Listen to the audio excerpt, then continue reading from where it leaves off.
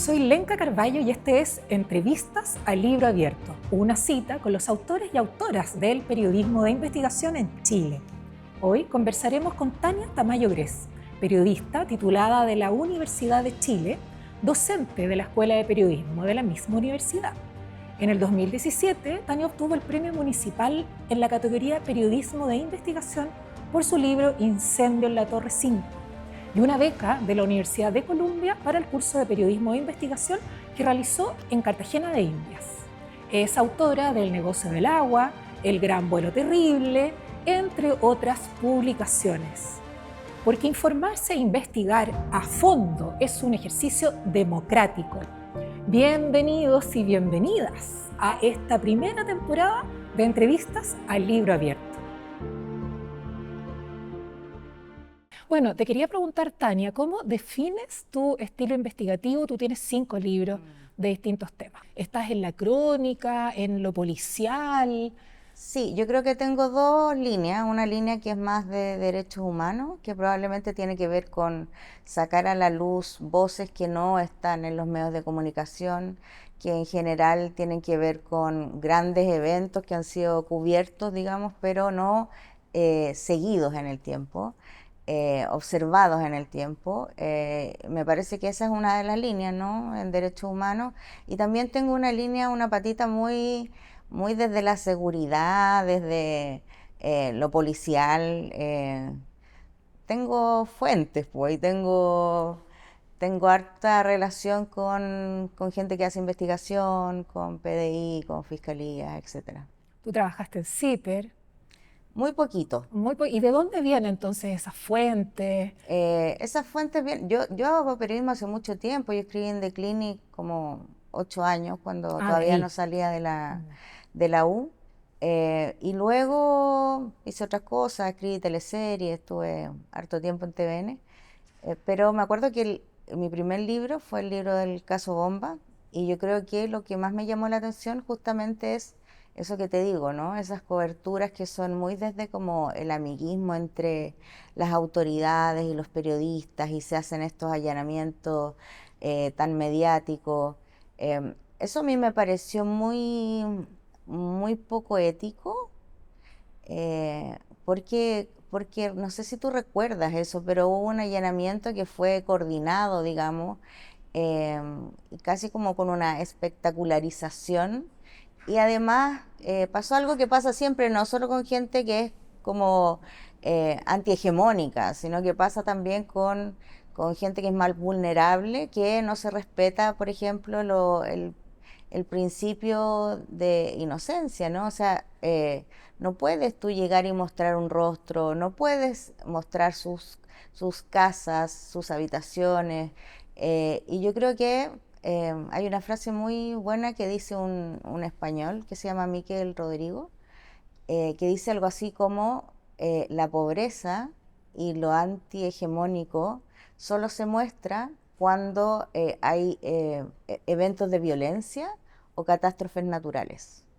¿Cachai? Entonces, como hay una manera de enfrentar eso que es vulnerable, o ese grupo de personas que son vulnerables porque no están en círculos de poder, que yo creo que ahí como que el periodismo falla a veces, por distintas razones, no siempre política, no siempre editorial, sino que a veces por la necesidad de dar un golpe, por la rapidez que tienes que tener en la primicia, digamos, o porque no entrevistas a ambas partes y te quedas solamente con la versión oficial. Pero bueno, todo eso me pareció súper interesante en ese momento, y empecé a trabajar en este libro, entrevistando periodistas, entrevistando fiscales, etcétera, etcétera.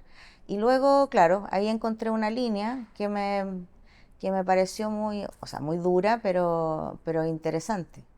Porque cuando tú hablas de lo hegemónico, uno también piensa que este es un país extremadamente desigual. Por lo tanto, también hay una discriminación al momento de las coberturas. Estaba pensando en este mismo caso, si no me equivoco, eran 14 jóvenes ocupas, muchos de ellos, Claro. ¿no? Y claro, hubo revelación de su identidad, no hubo presunción de inocencia, y probablemente si hubiesen sido personas de otro nivel económico, posiblemente el tratamiento habría sido distinto. ¿Cuánto tiene también que ver esta discriminación que ejercen los mismos medios de comunicación, los periodistas al momento de cubrir historia? Es súper interesante ese Sí, punto. es que eso Mm. ha pasado probablemente en la gran mayoría de libros o en los libros que he escrito. Me pasó también en en el incendio de la cárcel de San Miguel. Recuerda que me acuerdo de los primeros planos, a las mamás llorando, que se caían al suelo de pena, desgarradas, digamos, y no hubo ningún cuidado con las preguntas, yo creo que es muy clasista la mirada. Mm. No creo que yo haya escapado de eso. Yo creo que todos tenemos un poco de eso y que nuestra tarea es ir limpiándonos, sacándonos los prejuicios. Como siempre digo yo, los estudiantes es entrevistar, pero no entrevistar desde la estrella del periodismo, digamos, sino más bien bajar un poco los prejuicios y entender que el protagonista es otro.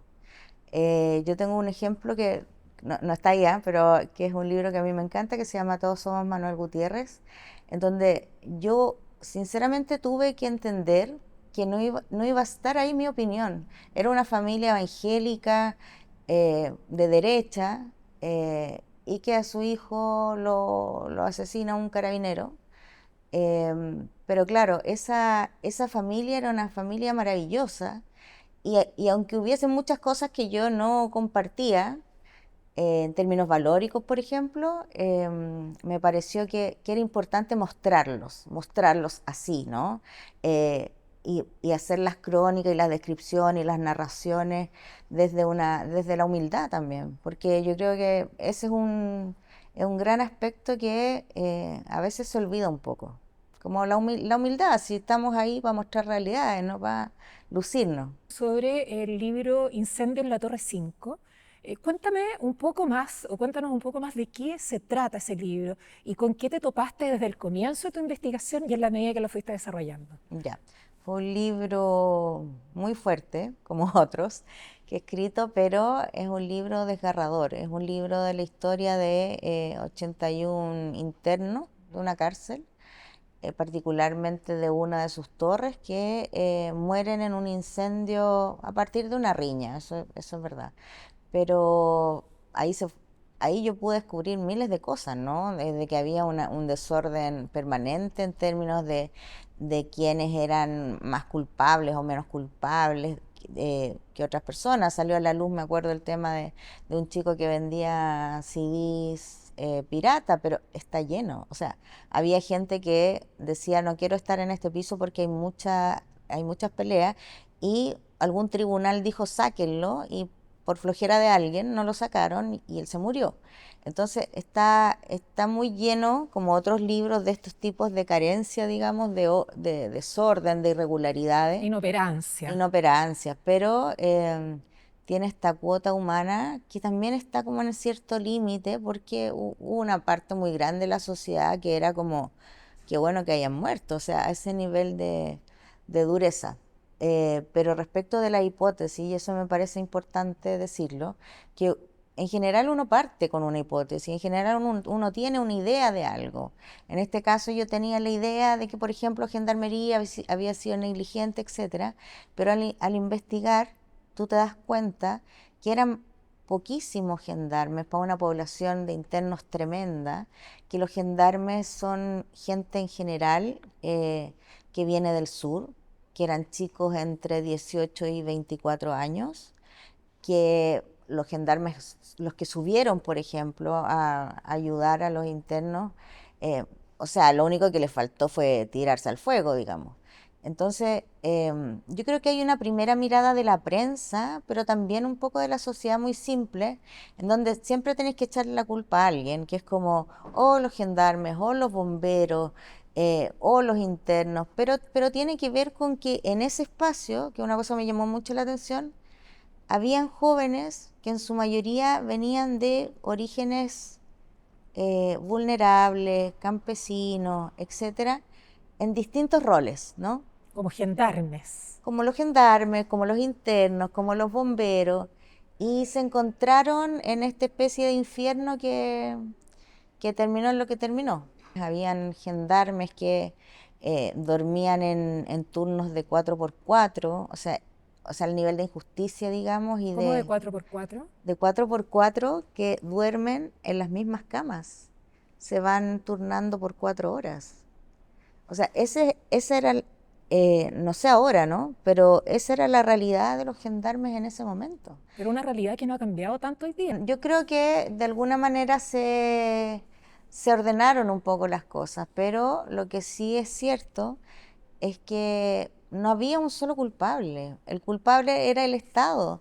No había una infraestructura ni siquiera básica para poder apagar un incendio. Entonces, yo creo que hay una manera fácil, digamos, de leer las noticias, que es decir, estos son buenos y estos otros son malos, pero el periodismo de investigación, el ritmo del periodismo de investigación, te permite trabajar y trabajar bien. Con libertad. Sí, y con honestidad. Me acuerdo incluso que en el libro del agua, cuando estábamos con la Alejandra Carmona escribiendo, una de las editoras nos dijo algo muy cierto, y era que cuando hablábamos, por ejemplo, de quienes habían estado en el régimen de Pinochet en la dictadura, ¿no? Quienes habían escrito la Constitución del 80, el Código del 81, los nombrábamos con dos apellidos, con sus dos apellidos, pero no al resto de las fuentes. Y eso es porque uno no se da cuenta, Es ¿no? clasismo. Claro, pero es algo tan Claro. internalizado que no tiene que ver tampoco con nuestra visión política o cómo uno considera, digamos, que las cosas se tienen que hacer. Pero son dos tratamientos distintos Pero que uno son, sin darse pero por cuenta. supuesto que sí. mm, Son tratamientos distintos y que uno en el fondo tiene que ir aprendiendo. que es cierto. Ese es un libro tuyo que se lee con Alejandra Carmona, que se lee con creciente indignación. Mm. Es un libro, bueno, todos los libros de investigación periodística indignan, pero en este caso, en un momento climático aparte que estamos viviendo, es bien violento. Siento yo leerlos desde el punto de vista económico, desde el punto de vista social. ¿Qué te pasó a ti en la medida que fuiste investigando? Yo creo que sentías también esta misma indignación, esta misma rabia, pero partir preguntándote por qué decidieron hacer este libro. Sí, yo recién había terminado de escribir el incendio de la cárcel y por algún motivo sentí que el tema del agua no estaba siendo tocado, investigado de manera más general, ¿no? Sí había mucha gente y organizaciones que estaban trabajando en esto, pero había cierta invisibilidad. Em, y en eso sentí que era un libro muy difícil, que es un libro que uno tiene que trabajar con muchísimos conceptos, eh, leyes, historia, economía, medio ambiente. Y me acuerdo que trabajando con la Alejandra Carmona, que somos bien cercanas, escribimos bien parecido también y trabajamos en la misma universidad. Me pareció que era importante apoyarse y trabajar desde los expertise de cada una. Y yo creo que la gracia que tiene ese libro, que bueno, hay varias gracias, ¿no? Porque lo toca desde distintos puntos de vista, en distintas regiones, en distintos aspectos cronológicos, eh, es que pudimos acceder a quienes habían escrito el Código de Agua del 1981, que nadie sabía. O sea, yo me acuerdo que entrevistaba a líderes eh, de cualquier tipo de organización no gubernamental de medio ambiente y no sabían. O sea, esto fue de una manera, esto se creó con un concepto ideológico muy en relación a la Constitución del 80. No hubo ningún espacio que quedara al azar, digamos. Y se fueron articulando situaciones para que efectivamente quienes quisieran inscribir derechos de agua de manera gratuita luego lo vendieran en millones de dólares, como ha pasado. Entonces, creo que más allá de las situaciones más pequeñas, ¿no? Del libro, yo creo que plantea una manera en cómo Chile trabaja los recursos naturales, desde la dictadura, pasando por la época de la transición, con estas ventas absolutas, digamos, y estas privatizaciones de las empresas del Estado, hasta el día de hoy. Entonces, yo creo que sí, es un libro probablemente el que más me ha costado hacer a mí, porque tiene muchísima información, tiene muchísimo detalle, son muchas las fuentes, fueron Mucho muchos los archivo, mucha viajes. documentación Sí, también y viajes sí, y por todo encontramos los Chile. manuscritos del año 81, fue bien bonito, pero además hubo harto viaje, em, particularmente a Petorca, ¿no? Que era como una especie de símbolo de la sequía. Así que, nada, yo quedé como bien contenta, ambas quedamos bien contentas con el resultado. Hay cosas muy interesantes en ese libro, por ejemplo, la reacción de Pinochet. Él estaba muy suspicaz, dudaba un poco de esto, se resistió, tengo un poco la impresión, parecido a lo que pasó con las AFP también. Sí, Se sí, suele comparar, se ha hablado harto del tema de las AFP, Pinochet incluso hizo un sistema distinto para las Fuerzas claro. Armadas y los demás, bueno, que se privatizaran. En este caso también él tiene una Sí. cierta Es resistencia. que, es que lo bueno fue armar esta línea cronológica porque nosotros llegamos a eso simplemente porque estaban todas las actas, ¿no? Las actas de las conversaciones. Y no solo las actas de las conversaciones que estaban relacionadas con la Constitución, sino que además las reuniones que tenían algunos de los Chicago Boys, digamos, encabezados y siempre como mediatizados por Jaime Guzmán con los miembros de la Junta. Y efectivamente esto era mirado por los militares, sobre todo por la línea más patriótica de las Fuerzas Armadas, no neoliberal, digamos, era mirado con escepticismo. Pero es bueno porque hay una cosa muy chistosa que todo el mundo dice, sí, pues en la dictadura eran bien ordenados, porque todo lo escribían. Entonces hay diálogo como chistoso, las típicas cosas de Merino incluso, pero muy como en el año 80, ¿Qué ¿no? decía Merino? 78. No, Merino era el que estaba más reacio a esto, ¿no? Pero finalmente lo que ocurría que era que Jaime Guzmán siempre terminaba imponiendo su mirada en Pinochet.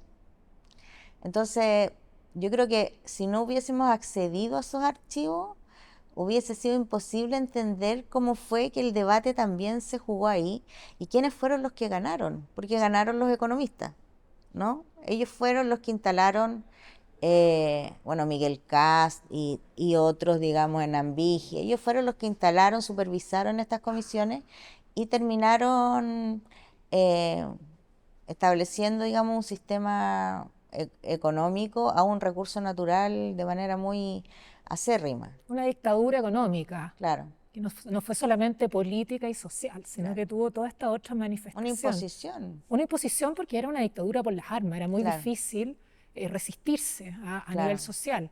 Pero lo que más indigna también es que esto luego se mantuvo y se profundizó durante los gobiernos de la concertación, partiendo con Elwin, que da su palabra Mm. cuando habla de las privatizaciones, ¿cierto? Y finalmente eso se desdibuja y lo vemos con Eduardo Frei y de ahí a Sebastián Piñera, al punto que hoy día Chile es uno de los pocos países del mundo con sus aguas privatizadas Casi a por países, a completo, otros sí, países. sí.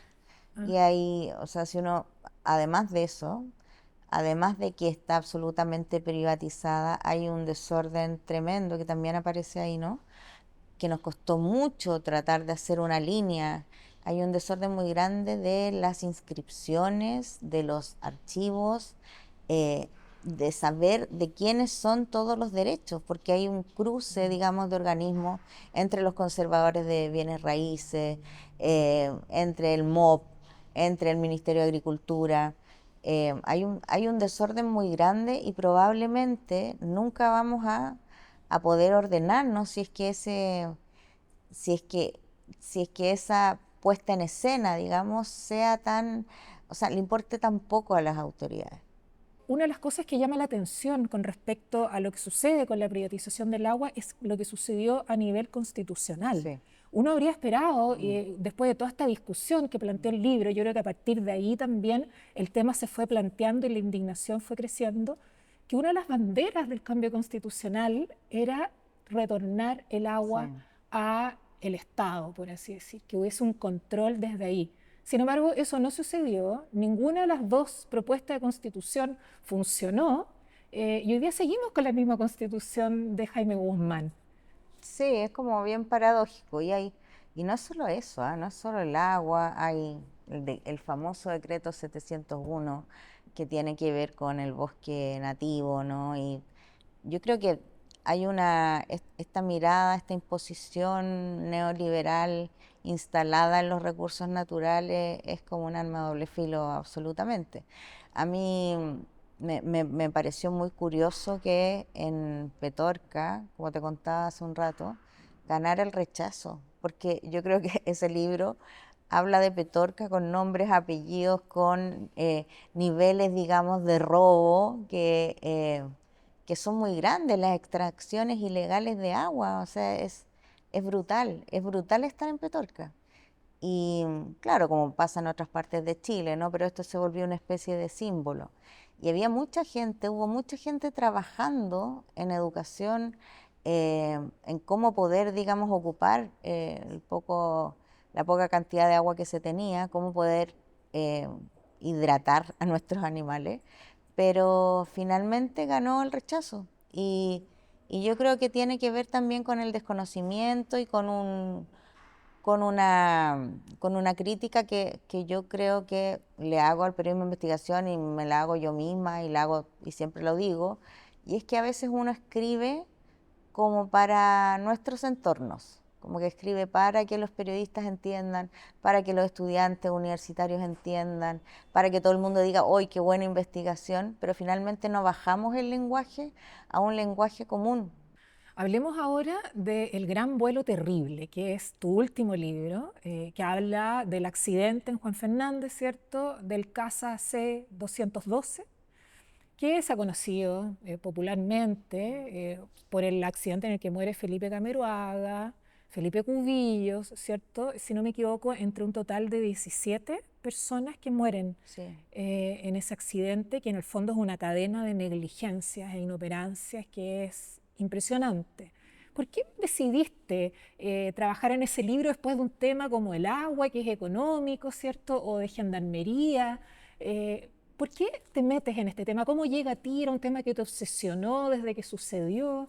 No, pero sí me pareció que era bueno investigar efectivamente lo que pasó.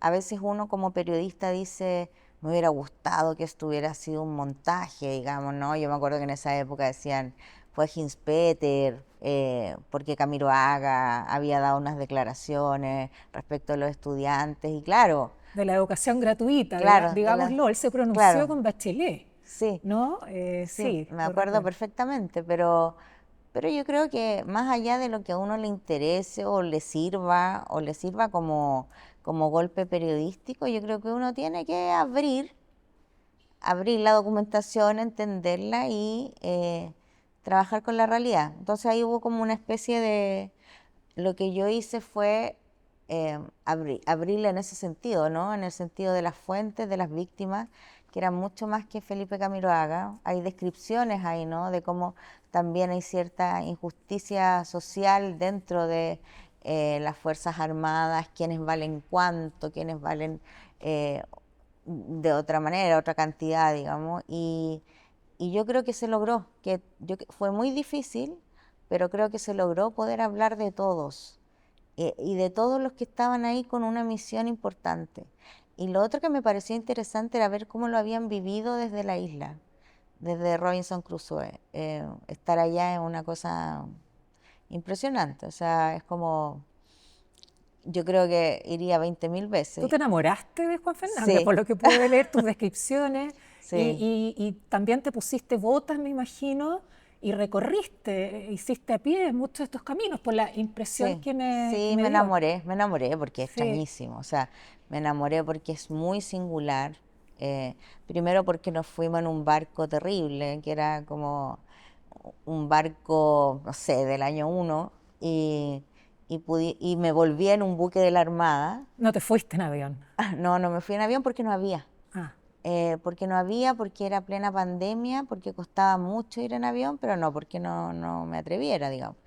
Y todo es muy particular, o sea, tú llegas y todo es muy particular, hay unas cuevas de unos patriotas, es bien extraño ese lugar y además toda la gente se conoce, hay mucha gente que son familiares, Em, pero además hubo mucha gente que ayudó o intentó ayudar a todas las víctimas, pero además a quienes querían salvar a las víctimas. No sé si te acuerdas, pero hay descripciones de cómo enviaron a soldados, digamos, que en su vida habían hecho esto y los enviaron desde algún helicóptero, algún avión al mar en la noche. O sea, A los los paracaidistas. paracaidistas que además no tenían ningún tipo de capacitación para hacer eso. O sea, casi hubo uno ahí que muere. Sí, O sea, eso fue una idea efectista que se sí, quiso dar, ¿no? Desde la Fuerza Aérea, es decir, nosotros estamos claro, actuando y vamos a tirar porque era un avión Hércules, si no me equivoco, sí. que no podía aterrizar No podía aterrizar porque se trizaba porque, la pista. claro, porque un Hércules no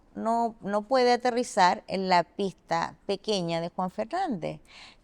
Y mucha gente que iba en ese avión se sorprendió porque pensaron que iban a la isla y tuvieron que devolverse. Entonces, todo esto que se generó, todo lo que, tan mediático también, ¿no? Esa noche, eh, que además, de hecho, aparecía en directo en los canales de televisión como hay paracaidistas cayendo en el mar para buscar, o sea, ningún paracaidista está preparado primero para hacer búsqueda en el mar, en la noche, Con con hipotermia hubo un par, hipotermia. sí.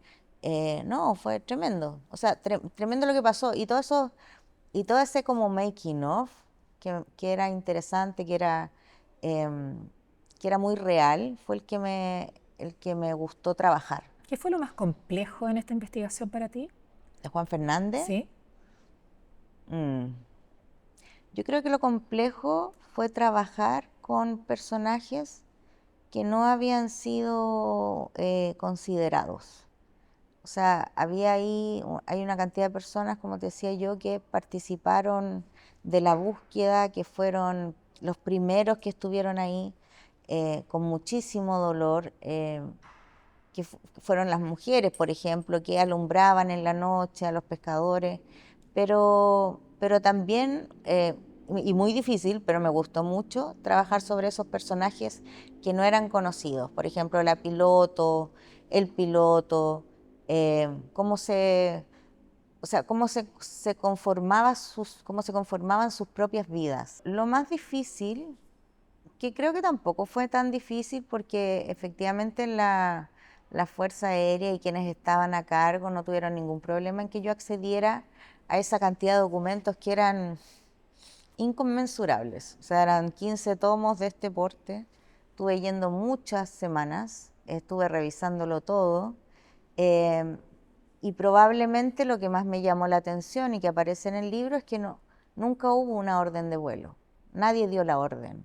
¿Qué significa eso? Eso significa que desde el Ministerio de Defensa no llegó ningún tipo de orden para que se ejecutara un vuelo que era un vuelo en un avión militar con características civiles. Pero ninguna orden desde el punto de vista oficial, porque la orden existió. Alguien dijo, bueno, partan a pesar de... O sea, claro, siempre, o sea, se dice que efectivamente, y esto es lo que se dice, lo que me contaron dentro de la FACH, que efectivamente fue una orden o una solicitud de Andrés Alamán, pero no hay pruebas porque no existen, incluso ni siquiera en los procesos judiciales de la justicia militar y dentro de la justicia ordinaria, la justicia civil también, no hay y penal, no hay ninguna especie de prueba de que alguien haya dado esa orden, Es que eso ¿no? yo lo encuentro una pregunta tan potente y eso se hizo, ¿crees tú, ex profeso así, para no dejar marcas, no dejar huellas? Porque, digamos, el contexto en lo que esto ocurre, todas las condiciones de vuelo eran adversas.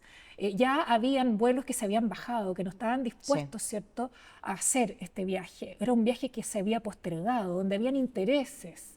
¿Cierto? Felipe Cubillos, que es el creador de Mm, Levantemos Chile, era, ¿cierto? Él necesitaba mostrar el trabajo que ellos estaban haciendo en Juan Fernández después sí, del terremoto, ¿no? Si no me equivoco. sí, del maremoto. Y había mucha presión hacia el Ministerio de Defensa y sobre la Fuerza Aérea. Y Andrés Alamán, ¿cierto? Casado con la hermana, cuñado Mm, de Felipe Cubillos, en ese minuto ministro de Defensa, supuestamente habría él presionado y dado la orden para que esto se realizara. Incluso había presión dentro del propio canal estatal para que se hiciera este viaje. Felipe Sí. Camiroaga venía llegando de vacaciones, estaba resfriado. Era un viaje complejo, nadie estaba muy convencido de Sí. hacerlo. Nadie estaba muy convencido, muchas de las víctimas manifestaron a sus familiares que no era correcto hacer un viaje a estas características. Hay situaciones bien duras que pasaron antes, esa misma mañana. Yo creo que estaba todo... Todo en contra. claro, estaba todo en contra, o sea, efectivamente, además se había dado una orden de que no se podía circular en el mar, de que los buques, ni los barcos pequeños, ni los botes podían navegar porque el mar estaba absolutamente intenso, digamos. Entonces lo que ocurre ahí fueron varias cosas. O sea, yo me acuerdo que me ponía o sea, yo leía, digamos, cada uno de los tomos y eran millones de errores, error tras error. Entonces yo tengo la sensación, más allá de que yo no te puedo asegurar lo de Alamán, pero tengo la sensación que efectivamente se necesitaba un viaje como ese. Porque hay, no sé, por lo que yo te decía, hay mitos así como, no, es que a él no sé, alguien hizo que ese avión se cayera. Yo creo que todo lo contrario. O sea, necesitaban, en un momento además en que había una crisis política muy grande respecto a Piñera, estaba el movimiento estudiantil en pleno auge, digamos. Yo creo que el gobierno lo que necesitaba era que ese viaje se hiciera, ¿no? Y se hiciera rápido. Y como te digo, o sea, es muy complejo porque los viajes que son viajes civiles, de civiles, con aeronáutica, digamos, propia de esos civiles, tiene cierta regulación versus los que son militares. Y acá había una confusión enorme, o sea, no hubo un orden, ¿no? Adentro habían desde camarógrafo hasta, no sé, hasta los pilotos. Y es una historia muy triste, muy trágica, que a mí me parece que es importante abrirla y hablar sobre cada persona que estaba en ese lugar. ¿Cómo fue finalmente ese final, que lo armamos con la editora, me acuerdo, con Marcela Escobar, que era que tomamos todas las imágenes que habían y, y pudimos describir, porque además yo pude bucear en Juan Fernández, pudimos describir cómo había caído el avión, sin tener que hacer descripciones tan brutales de lo que efectivamente pasó. ¿Cuál es el resultado hoy día de lo que pasó con esta investigación judicial? Porque hubo una serie de injusticias también. ¿Qué visión tienes tú también de ese resultado? Yo la sensación que tengo es que esta confusión entre justicia militar, que me pasa en muchos de los libros, ¿no?, y la justicia ordinaria, que se divide en la justicia civil y la justicia penal, es bien distinta y es bien distinta en sus resultados. Entiendo que la justicia civil sí reparó a los familiares algo que nunca vas a poder reparar, pero efectivamente si el Estado tiene culpa tiene que pagar, digamos. Yo lo que creo es que, y lo que pasó ahí, y lo que también pasó en el caso de Hércules, del Hércules que se cayó, yo creo que no hay un aprendizaje, ¿no? Como que tengo la sensación que en instituciones como esta, tapar los espacios que son carentes de regulación es la manera en cómo se enfrentan estas cosas. Y no, bueno, hay miles de ejemplos, ¿no? Los tenemos muy cercanos. Y yo creo que cada vez más es importante que dentro de las Fuerzas Armadas haya transparencia, ¿no? Porque finalmente deben tener una credibilidad que todos debemos, digamos, a la que todos queremos acceder. Perfecto, muchas gracias, Tania, por esta entrevista, por venir a contarnos de tu trabajo, de tus libros. Gracias por la entrevista. Sigue Entrevistas a Libro Abierto por elperiodista.cl, El Periodista TV, 360 Radio Chile y el podcast del ENCAC. por Spotify, iVoox, Apple Podcast y YouTube Music. Agradecimientos Centro Cultural Gabriela Mistral y Editorial Penguin Random House. Un proyecto financiado por el Fondo del Libro y la Lectura 2024.